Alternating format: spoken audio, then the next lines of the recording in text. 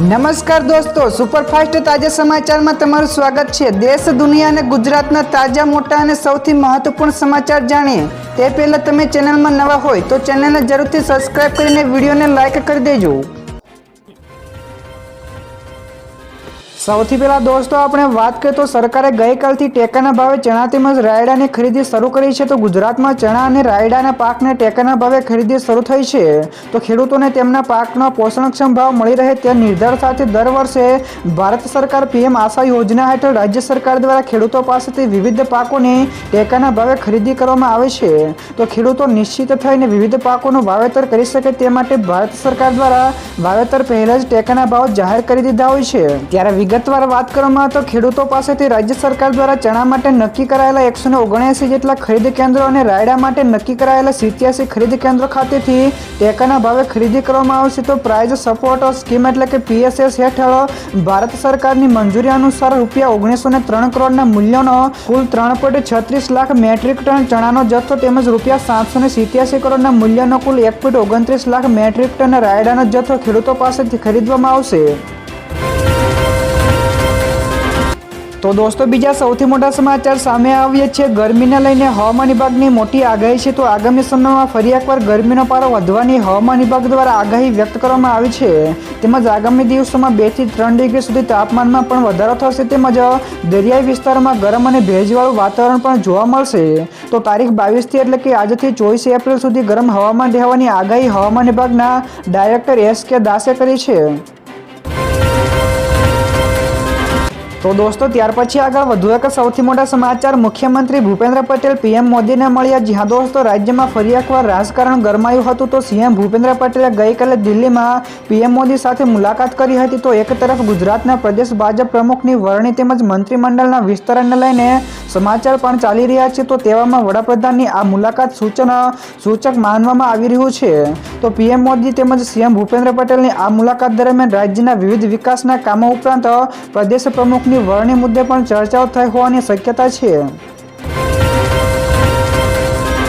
તો દોસ્તો બીજા સૌથી અગત્યના સમાચાર સામે આવ્યા છે। દેવભૂમિ દ્વારકામાં વિકાસને વેગ મળ્યો। તો દેવભૂમિ દ્વારકાના વિકાસ માટે 174 વિકાસ કાર્યોને મંજૂરી આપવામાં આવી છે। ત્યારે ઉલ્લેખનીય છે કે જિલ્લા પ્રભારી મંત્રી અને કેબિનેટ મંત્રી કુંવરજીભાઈ બાવળિયાની અધ્યક્ષતામાં ખંભાળિયા ખાતે જિલ્લા આયોજન મંડળની પણ બેઠક યોજાઈ હતી। તો બેઠકમાં કેબિનેટ મંત્રી મૂળભાઈ બેરા પણ ઉપસ્થિત રહ્યા હતા। તો આ બેઠકમાં વિકાસ કાર્યો માટે ₹6.28 કરોડની રકમ ફાળવવામાં આવી છે। તો વર્ષ 2020-21 થી લઈને વર્ષ 2023-24 સુધીના કામોની પણ સમીક્ષા કરવામાં આવી હતી। ત્યાર પછી આગળ દોસ્તો વધુ એક સૌથી અગત્યના સમાચાર જૂના વાહનોથી થતા પ્રદૂષણ અટકાવવા માટે સરકારની મોટી જાહેરાત। જ્યાં દોસ્તો 8 વર્ષ જૂના ટ્રાન્સપોર્ટ વાહનોને સ્ક્રેપ કરાશે। તો નવા વાહનોની ખરીદીમાં ટેક્સ ડિસ્કાઉન્ટ પણ આપવાની રાજ્ય સરકારે જાહેરાત કરી છે।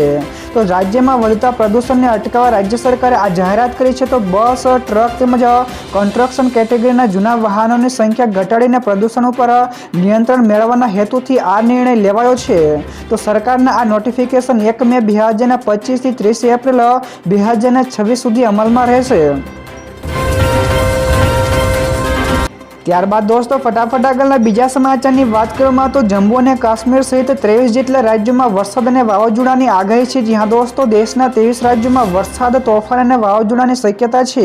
તો જેમાં જમ્મુ અને કાશ્મીર, હિમાચલ પ્રદેશ, લદ્દાખ, ઉત્તરાખંડ, છત્તીસગઢ, ઓડિશા, પશ્ચિમ બંગાળ, અરુણાચલ પ્રદેશ, આસામ, મેઘાલય, મણિપુર, મિઝોરમ, ત્રિપુરા, નાગાલેન્ડ, સિક્કિમ, મહારાષ્ટ્ર, ગોવા, કેરળ, કર્ણાટક, આંધ્રપ્રદેશ, તમિલનાડુ અને તેલંગાણામાં 2 મે વરસાદની આગાહી છે। તો અરુણાચલ પ્રદેશમાં 22 થી 24 એપ્રિલે ભારે વરસાદની પણ આગાહી વ્યક્ત કરી છે। તો દોસ્તો બીજા સૌથી મહત્વપૂર્ણ સમાચાર સામે આવ્યા છે। રાહુલ ગાંધીએ અમેરિકામાં કહ્યું કે સિસ્ટમમાં કંઈક ખોટું છે। જ્યાં દોસ્તો અમેરિકાના બોસ્ટનમાં એક કાર્યક્રમમાં પહોંચેલા કોંગ્રેસ નેતા રાહુલ ગાંધીએ કહ્યું કે અમારા માટે બહુ સ્પષ્ટ છે કે ચૂંટણી પંચે સમાધાન કર્યું છે અને સિસ્ટમમાં કંઈક ખોટું છે। તો મહારાષ્ટ્ર વિધાનસભાની ચૂંટણીમાં પુખ્ત વયના વસ્તી કરતાં વધારે લોકોએ મતદાન કર્યું છે। જ્યારે અમે તેમની વિડીયોગ્રાફી માટે કહ્યું ત્યારે તેમણે ના તો પાડી જ પરંતુ કાયદો પણ બદલી નાખ્યો, જેથી અમે હવે વિડીયોગ્રાફી માટે પણ ન કહી શકીએ। તો દોસ્તો ત્યાર પછી આગળ વધુ એક સૌથી મહત્વપૂર્ણ સમાચાર, કર્મચારીઓ અને અધિકારીઓને 45 લાખ અપાતા NSUIનો વિરોધ. જ્યાં દોસ્તો ગુજરાત યુનિવર્સિટીને NSCCમાં A+ ગ્રેડ મળ્યો છે. તો યુનિવર્સિટીના ગ્રેડ મળતા યુનિવર્સિટી દ્વારા કર્મચારીથી લઈને અધિકારીઓને 10,000 રૂપિયાથી લઈને 5 લાખ રૂપિયા સુધી આપવામાં આવ્યા છે.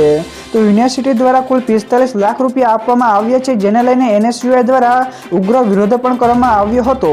તો યુનિવર્સિટીના પૈસા પરત લેવામાં ન આવે તો 48 કલાક બાદ કુલપતિના ઘરનો ઘેરાવ કરવાની પણ ચીમકી આપી છે. ત્યાર પછી દોસ્તો આ સિવાયના બીજા સમાચારની વાત કરવામાં આવે તો વિદેશમાં કામ કરતા લોકો માટે નવો કાયદો. જ્યાં દોસ્તો કેન્દ્ર સરકાર દ્વારા વિદેશમાં કામ કરતા લોકો માટે એક કાયદો લાવવા જઈ રહી છે. તો આ નવો કાયદો 1983ના ઇમિગ્રેશન એક્ટનું સ્થાન લેશે. તો તેનું નામ ઇમિગ્રેશન ઓવરસીઝ મોબિલિટી ફેસિલિટેશન અને વેલફેર બિલ હશે. તો ગેરકાયદેસર ભરતી એજન્સીઓ ઉપર 5 થી લઈને 10 વર્ષની જેલ તેમજ 1 થી લઈને 10 લાખ રૂપિયા સુધીના દંડની જોગવાઈ હશે. તો નિષ્ણાતોના અભિપ્રાય લીધા પછી તેને સંસદમાં ચોમાસુ સત્રમાં રજૂ કરવામાં આવશે. તો બિલનો ડ્રાફ્ટ ટૂંક સમયમાં પણ બહાર પાડવામાં આવશે. તો દોસ્તો બીજા સૌથી મોટા સમાચાર સામે આવ્યા છે. સ્ટેટ મોનિટરિંગ સેલે સુરત નજીક ટ્રકમાંથી 68 કિલો ગાંજો ઝડપી લીધો. જ્યાં દોસ્તો સ્ટેટ મોનિટરિંગ સેલની ટીમે સુરત નજીકના સોનગઢ તેમજ પલસાણા રોડ ઉપર એક ટ્રકમાંથી 68 કિલો ગાંજો ઝડપી લીધો છે. તો ટ્રકમાં કોલકાતાથી પાઇપ ભરીને આવતા ટ્રક ડ્રાઈવર, ક્લીનર અને ટ્રકના માલિકે ઓડિશાથી ગાંજો પણ લીધો હતો. તો જે અમરેલીના રાહિલે મંગાવી હોવાનું પણ ખુલ્યું છે.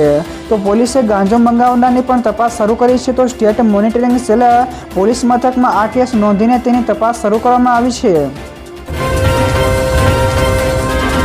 તો દોસ્તો ત્યાર પછી આગળ વધુ એક સૌથી મોટા સમાચાર મળ્યા છે. સુરેન્દ્રનગરમાં ખેડૂતોનો ભારે આક્રોશ. તો કોંગ્રેસની આગેવાનીમાં સુરેન્દ્રનગરના જિલ્લામાં ખેડૂતોના પડતર પ્રશ્નોને લઈને એક રેલીનું આયોજન કરવામાં આવ્યું હતું. તો આ રેલીમાં જિલ્લાના ખેડૂતોએ સહિત કોંગ્રેસના આગેવાનો પણ જોડાયા હતા. તો ગત વર્ષે અતિવૃષ્ટિથી થયેલા પાક નુકસાનના વળતર બદલ તેમજ જમીન સંપાદનમાં યોગ્ય માપણી તેમજ નર્મદા કેનાલ લીકેજથી થતા નુકસાન જેવા મુદ્દાઓને લઈને ખેડૂતોએ કલેક્ટરને આવેદનપત્ર પણ આપ્યું છે. તો દોસ્તો બીજા સૌથી અગત્યના સમાચાર સામે આવ્યા છે. 3 IASને સોંપાયો વધારાનો ચાર્જ. જ્યાં દોસ્તો રાજ્યમાં 3 જેટલા IAS અધિકારીને વધારાનો ચાર્જ સોંપવામાં આવ્યો છે. તો અજય પ્રકાશ ડિરેક્ટરને MD UGVCLનો ચાર્જ સોંપાયો છે, જ્યારે અજય પ્રકાશને ગુજરાત પાવર કોર્પોરેશન લિમિટેડનો પણ ચાર્જ સોંપાયો છે. જ્યારે IAS સુજાલા મેયાત્રાને પણ ગુજરાત લાઇવલીહુડ કોર્પોરેશનના MD તરીકેનો ચાર્જ સોંપાયો છે. તો IAS BM પ્રજાપતિને MD Gujarat state rural development કોર્પોરેશનનો વધારાનો ચાર્જ સોંપવામાં આવ્યો છે.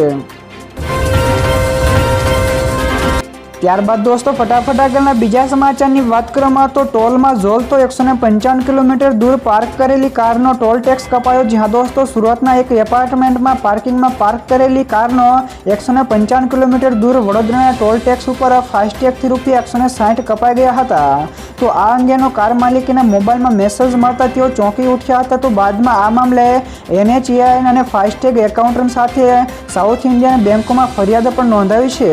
તો બંને જગ્યાએથી યોગ્ય જવાબ ન મળતા તેઓ પોલીસ કમિશનરને પણ લેખિત ફરિયાદ આપવા પહોંચ્યા હતા. ત્યારબાદના આગળના બીજા સમાચાર શેર માર્કેટ વિશે પણ મળ્યા છે. તો શેર બજાર લીલા નિશાન ઉપર બંધ થયું. જ્યાં દોસ્તો ટ્રેડિંગ સપ્તાહના પહેલા દિવસે શેર બજાર જબરદસ્ત વધારા સાથે બંધ થયું હતું. તો સેન્સેક્સમાં 855 પોઈન્ટના વધારા સાથે 79,408ના સ્તરે બંધ થયું, જ્યારે નિફ્ટીમાં 273 પોઈન્ટના વધારા સાથે 24,125ના સ્તરે બંધ થયો હતો. તો દોસ્તો બીજા સૌથી મહત્વપૂર્ણ સમાચાર સામે આવ્યા છે. સોનાએ 4 મહિનામાં 25% વળતર આપ્યું. જ્યાં દોસ્તો વર્ષ 2025ના પ્રથમ 4 મહિનામાં સોનાએ શાનદાર પ્રદર્શન કર્યું છે. તો આ સમયગાળા દરમિયાન MCX અને COMEX બંને એક્સચેન્જો ઉપર સોનાના ભાવમાં લગભગ 25% વધીને રેકોર્ડ બ્રેક ઊંચા સ્તરે પહોંચ્યો છે. તો આ ઝડપી વૃદ્ધિ ભૂસ્તરે રાજકીય તણાવમાં વધારો તેમજ ખાસ કરીને US અને ચીન વચ્ચેના વેપાર યુદ્ધો અને સંસ્થાકીય અને છૂટક રોકાણકારો બંને તરફથી સલામત સંપત્તિ તરીકે વધતી માંગના કારણે છે.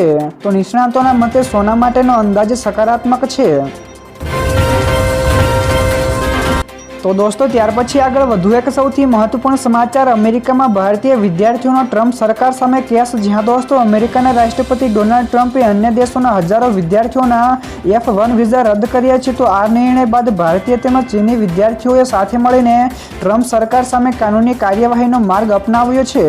તો આ વિદ્યાર્થીઓએ યુએસ ડિપાર્ટમેન્ટ ઓફ હોમલેન્ડ અને અન્ય ઇમિગ્રેશન અધિકારીઓ સામે કેસ દાખલ કર્યો છે. તો વિદ્યાર્થીઓનું કહેવું છે કે વિઝા રદ કરવાનો આ નિર્ણય એકપક્ષીય અને ગેરકાયદેસર છે. ત્યાર પછી ઝડપથી બીજા સમાચારની વાત કરવામાં આવે તો ડાંગમાં ચેકડેમનું ગુણવત્તાહીન બાંધકામ જોવા મળ્યું. જ્યાં દોસ્તો ડાંગ જિલ્લામાં પાણીની સમસ્યાના સમાધાન માટે 82 કરોડના ખર્ચે 30 જેટલા ચેકડેમનું નિર્માણ કાર્ય ચાલી રહ્યું છે. તો આ દરમિયાન બાંધકામમાં ગંભીર અનિયમિતતા સામે આવી છે. તો ડેમના બાંધકામમાં કોન્ક્રીટની જગ્યાએ માત્ર પથ્થરોનો ઉપયોગ કરવામાં આવી રહ્યો છે.